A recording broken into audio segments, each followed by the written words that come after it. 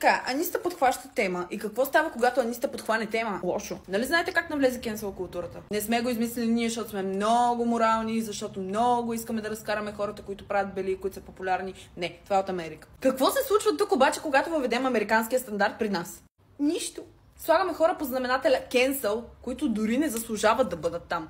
Хора с години тук, които бълват абсолютната простащина, агресия, неприлично поведение, булствайки го с видеа.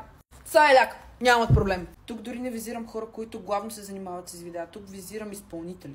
Нека бъдем честни. На Мракчо никой няма да му пипне книжката. Новинарските тикток страници, колкото и репортажи да правят по темата, нищо няма да стане. Гарантирам ви. Но ако някой е казал нещо преди 4 години, бум! Си ужасен! Кенсъл!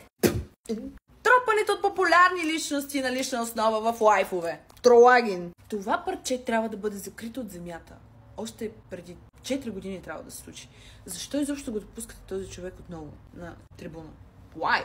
Никой не се нуждае от теб, не даваш абсолютно нищо на хората, по никакъв начин не провокираш у хората доброта, правиш лични данни публично достояние на хора, които са вече популярни и говориш неща на лична основа, за които можеш да бъдеш съден. Но понеже Пенкът и Маринка много се кефят на това, решават да го популяризират, гледайки го 24/7, смейки се на това и провъзгласявайки точно такъв тип хора да бъдат на пиедестал на другите, които се опитват да ви научат на нещо адекватно. Музиката! Оле, музиката! Ле.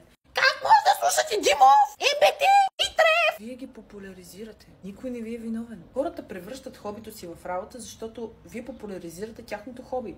Те не са виновни. Стъпваме на другата страна. Защо голотата, дупета, цици и така нататък се допускат в интернет? Веднага отговарям. Който търси, намира. Който намира, създава вълна на търсене от страшно много хора. А предлагането е според търсенето. Не може да се сърдиш колко хора има на участие на Димов и не може да се сърдиш колко хора има на участие на някой друг изпълнител, когато смяташ за много по-стойностен и ценен за теб, отколкото останалите. Какво гледат детето ти в интернет? А никой създател не му пука! Ако забранят достъпа на деца под 18 години в интернет, това означава, че трафика ще се спадне с 75%. Защото най-голям процент са именно младите потребители. Да говорим ли за това колко много пари се парат през интернет? Основно социалните мрежи. Ако разбирате на къде бия, значи не сте толкова глупави и IQ-то ви не е двуцифрено. Това искам да кажа само. Благодаря. И не съдете това, което ви предлагат креаторите, а това, което платформата позволява да бъде предлагано от тях.